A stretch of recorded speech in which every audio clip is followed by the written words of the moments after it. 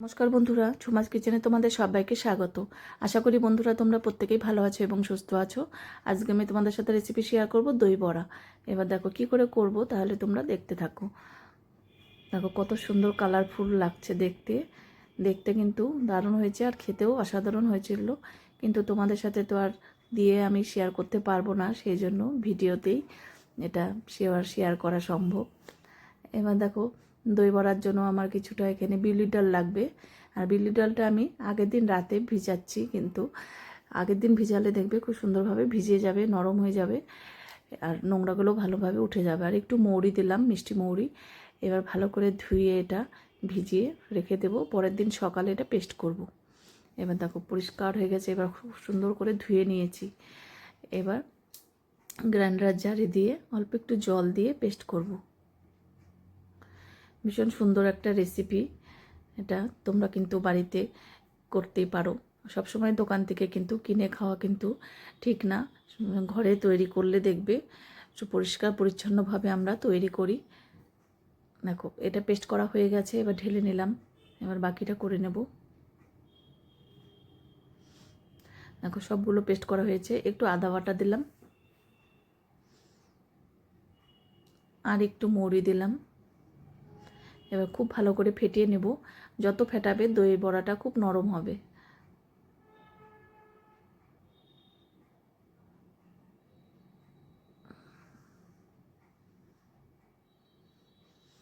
আগে একটুখানি জল দিয়ে দিলাম, সামান্য একটু জলের হাত দিলে দেখো এটা কিন্তু একটু জলের মধ্যে দিয়ে আমি টেস্ট করলাম, এটা কিন্তু ভালো মতন ভেসে ওঠেনি। এতেই বোঝা যাচ্ছে যে ফেটানোটা হয়নি। আর যদি দেওয়ার সঙ্গে সঙ্গে উপরে উঠে যায় জলের মধ্যে, তাহলে মনে করবে যে এটা ফেটানো হয়ে গেছে। দেখো এবার অনেকটা কিন্তু এটা পাতলা হয়েছে, মানে হালকা হয়ে গেছে। ফেটানো কিন্তু এটা হয়ে গেছে। আর ফেটানো হলে দেখবে সাদা হয়ে যাবে ডালটা। দেখো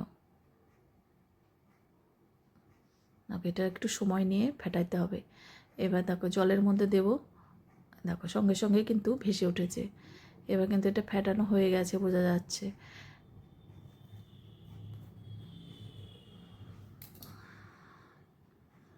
এবার দেখো সাদা তেল আগের থেকে গরম করে নিয়েছিলাম। এবার গ্যাসের ফ্লেমটা মিডিয়ামে রাখতে হবে। এবার বড়াগুলো করে নেব।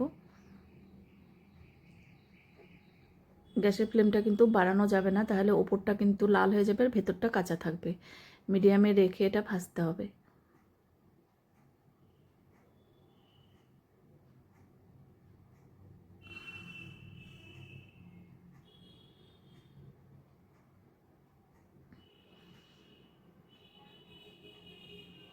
এবার আস্তে আস্তে করে উল্টে দিতে হবে।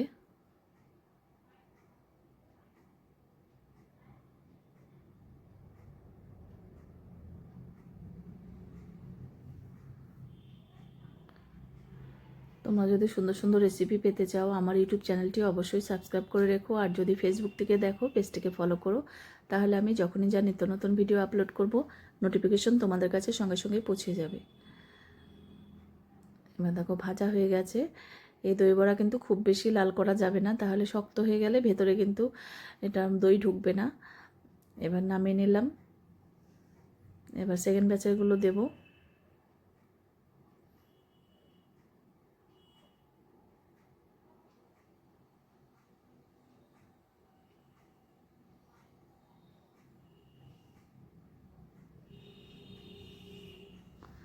এবার অপর পাশটা উল্টিয়ে দেবো।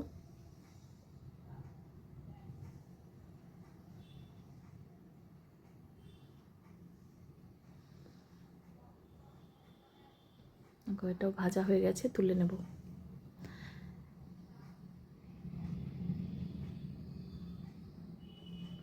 দেখো এটা একটু আমি বেশি করেই করে রেখেছি। কয়েকদিন পরেও কিন্তু এটা ডিপ ফ্রিজে এয়ারটাইট কন্টেনারের মধ্যে রেখে দিলে, শুকনোটা রেখে দিলে দেখবে, দেখো কতটা করেছি আমি। রেখে দিলে 2-3 দিন পরেও তোমরা খেতে পারবে। এটা গরম জলে চুবিয়ে দিলেই এভাবে নরম হয়ে যাবে। এবার গরম জল দিয়েছি হাফ বাটি। এবার দেখো গরম জলে এটা ভিজিয়ে রেখে দেবো 10 মিনিটের জন্য, তাহলে বড়াগুলো খুব নরম হয়ে থাকবে।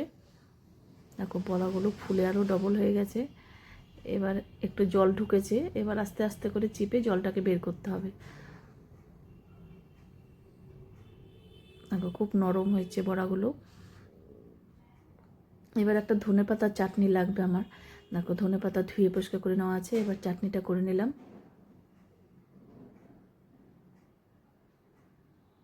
এবার এর মধ্যে শুধু একটু নুন দেবো, আর কিছুই লাগবে না।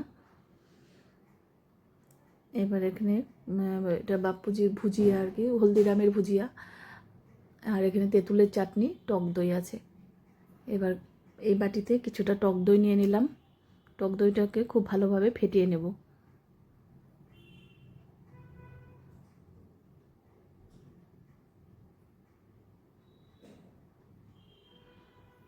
এবার হাফ চামচ চিনি দিলাম।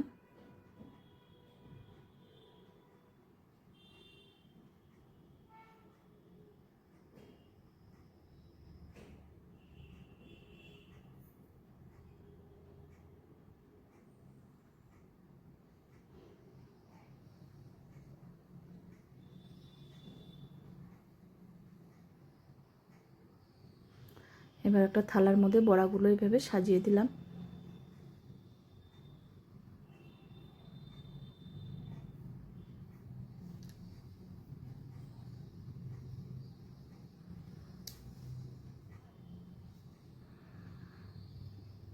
এবার ওপর দিয়ে দই দিয়ে দিলাম।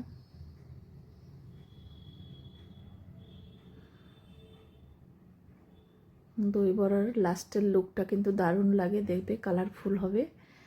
দেখো এবার তেঁতুলের চাটনি দিলাম। দেখো এটা কিনতেই পাওয়া যায়, আর আমি ঘরেও করি, ঘরেও আমার করা আছে। এটা আমি কেনাটা দিয়েই করলাম। তোমরা চাইলেও কেনাটা এইভাবে কিনে নেবে, গ্রোসারি দোকানেই পাওয়া যায়। দেখো শর্টকাটেও হয়ে যাবে, কোনো ঝামেলা নেই, তেঁতুলের চাটনি করা নেই। এবার দেখো ওপর দিয়ে দিলাম ধনেপাতার চাটনি।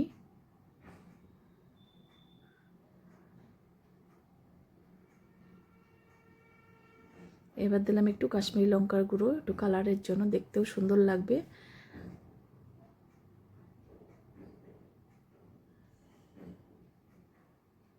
এবার দিলাম ভুজিয়া। দেখো তোমাদের কাছে কেমন লাগলো অবশ্যই জানিও। দেখো দই বড়া কিন্তু একদম রেডি, দোকানের থেকে কোনো অংশে কিন্তু কম না, দারুণ টেস্টি হয়েছিল।